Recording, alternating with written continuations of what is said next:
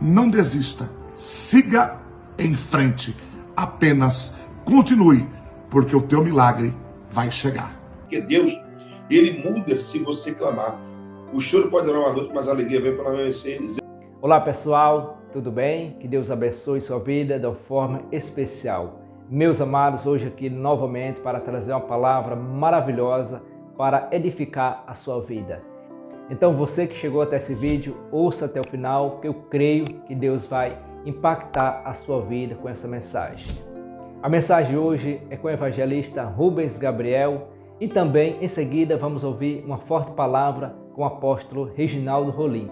Então esse vídeo está impactante. A palavra de Deus diz assim: Pedi e dai-se-vos-á, buscai e encontrareis, batei e abri-se-vos-á.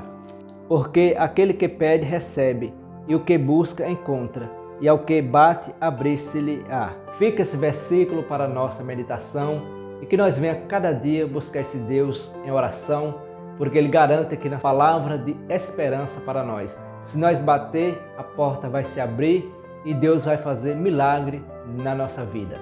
E agora veja esse vídeo até o final, mas não esqueça de deixar seu like, se inscrever no canal, ativar todas as notificações e compartilhar com mais alguém. O tema desse devocional: apenas continue. A história da nuvem pequena, do tamanho da mão de um homem, nos ensina que muitas vezes a chave está em insistir. Nem sempre é necessário mudar a estratégia ou elaborar um novo plano, mas somente continuar o que já estamos fazendo, mesmo sem evidência alguma de um resultado melhor. Elias ora por 7 vezes até experimentar a vitória tão desejada. Sabe o que eu aprendo? Não desista, siga em frente, apenas continue, porque o teu milagre vai chegar. Que Deus te abençoe. Aprenda que tudo aquilo que veio a mais na sua vida, muitas vezes não é a permissão de Deus. Saiba que existem coisas que são da nossa emoção, são as nossas escolhas, as nossas tomadas de decisões. Por isso, saiba que nem todo crescimento é saudável.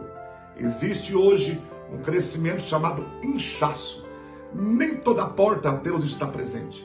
E aprenda uma coisa: Deus trabalha com portas abertas e com portas fechadas para muitas vezes te dar livramento. Sabe por quê? Porque Ele é um Deus bondoso. Aí a vontade dele é boa, perfeita e agradável. Ele é justo. Por isso receba esta palavra e tire tudo aquilo que tem sido excesso na tua vida. Tudo aquilo que tem sido sobra, tire. Porque com certeza o Senhor vai te dar discernimento espiritual e tudo será colocado no seu devido lugar. E você contemplará a verdadeira bênção do Senhor, porque ela nos enriquece e não acrescenta dores. A Bíblia diz quando Deus ele muda sentenças sobre a vida de Ezequias, quando o rei Isaías, quando o profeta Isaías vai ao palácio do rei Ezequias e manda que ele arrumasse a casa dele, que ele estava doente, uma doença mortal, e que ele ia morrer e certamente não iria viver. Certamente ele não iria viver. Aí o que é que acontece? Tal decreto, a Bíblia diz que Ezequias vira o rosto dele para a parede, ele começa a clamar, começa a gritar, e antes do profeta Isaías sair do palácio, Deus brada novamente, manda que ele volte, e mandando que ele volte, e o Senhor diz: olha, diz a Ezequias que eu ouvi seu clamor, eu acrescentarei 15 anos de vida na sua vida, e eu retrocedo o relógio de Acais 15 graus. Então Deus ele mudou a história do rei Ezequias quando ele começa a clamar. Você começando a clamar, Deus também vai mudar a tua história, Deus vai mudar a tua trajetória, porque o crente quando clama, o Senhor responde. O ser humano em si, quando ele clama, o Senhor responde. A oração do crente, ou do ser humano que crê, pode estremecer os montes. Ana orou e Ana clamou, e o Senhor abriu a madre daquela mulher que era estéril. Deus vai fazer milagre também na sua vida.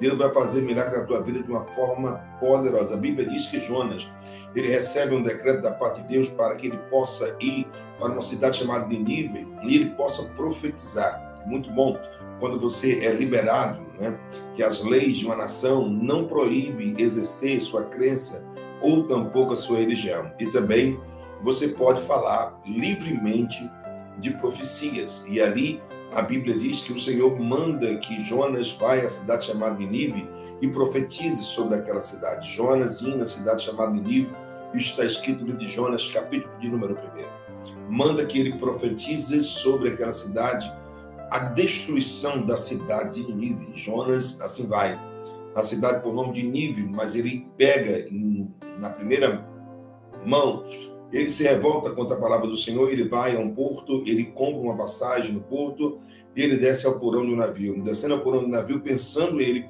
que poderia fugir da presença de Deus. Eu venho aqui para dizer que nenhum de nós poderemos fugir da presença de Deus. 3 minutos vai e desce ao porão do navio. O Senhor preparou um grande vento, esse vento estava para fazer essa embarcação ir a pique. O comandante daquela embarcação, juntamente com os marinheiros, perguntam assim da H, como é, por quê? Por que houve isso, por que houve aquilo? Mas simplesmente eu quero te dizer, uma pessoa estava dentro daquela embarcação que estava com maldição.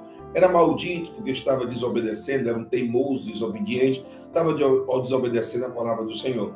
E aí eles começaram a jogar sorte sobre sorte, e aquele vento, aquele mar revolto, e a embarcação estava para partir no meio. Porque Jonas, que era para ir para Nínive profetizar contra aquela cidade, ele não profetiza sobre aquela cidade. O que é que acontece? Ele vai ao porto, compra a passagem, desce por outro navio, pensando que alguém pode fugir da presença de Deus. Não pode. E ali ele vai. E o comandante começa a jogar com os marinheiros, sorte sobre sorte. E aí ele desce por outro navio e ele encontra Jonas dormindo. Olha, no meio de uma tempestade, no vendaval, o profeta Jonas estava dormindo. E ali o comandante daquele navio acorda Jonas: quem é você? Que ocupação é sua? E que Deus você serve? Ele disse: eu sou crente, lavado e remido pelo Santo Cordeiro. Sou um profeta, Deus mandou ir na cidade chamada Nínive. Eu estou só conjecturando. Mas chamado de Nínive, mandar profetizar contra aquela cidade, a destruição daquela cidade. E aí eu temi, porque o Senhor é misericordioso, poderia mudar sua sentença a qualquer momento, porque Deus, ele muda se você clamar. O choro pode durar uma noite, mas a alegria vem para amanhecer. Ezequias, ele estava com a sentença dada para o profeta Isaías, que ele arrumasse a casa dele, que ele ia morrer e não iria viver. E assim, quando ele clama, o Senhor manda Isaías voltar e voltar atrás novamente e dizer assim: olha, ele clamou, então eu vou mudar. E Jonas sabia que o Senhor era misericordioso, que poderia ouvir o clamor daquela cidade. E ele temeu ir, porque o cidadão daquela cidade era muito violento. Ele temeu. E ele foi para Tarsis, não foi para Nínive. Mas aí, como a gente só para onde Deus quer. Aí a Bíblia diz que os comandantes daquela embarcação lançam Jonas. Lançando Jonas, o Senhor prepara um grande peixe. E esse grande peixe engole Jonas. E aí ele passa 3 dias e 3 noites. 3 dias e 3 noites no ventre do peixe. E a Bíblia diz no livro de Jonas, capítulo 2, que no ventre do inferno Jonas clama ao Senhor. Jonas clamando ao Senhor. A Bíblia diz que o Senhor ouve o clamor de Jonas. Deus vai ouvir o teu clamor. Deus vai ouvir o teu clamor, vai ouvir o clamor da tua casa. Deus vai ouvir o teu clamor. Se tiver testemunho, vai colocando aí enquanto eu estou aqui ministrando um pouco da palavra de Deus. E Jonas diz, do ventre do inferno, Jonas capítulo 2, clamei ao Senhor, e ele ouviu o meu clamor, a minha oração, e ele então determina o peixe. Peixe, vomita Jonas. Peixe, vomita Jonas agora. Eu estou mandando. Vomita Jonas agora.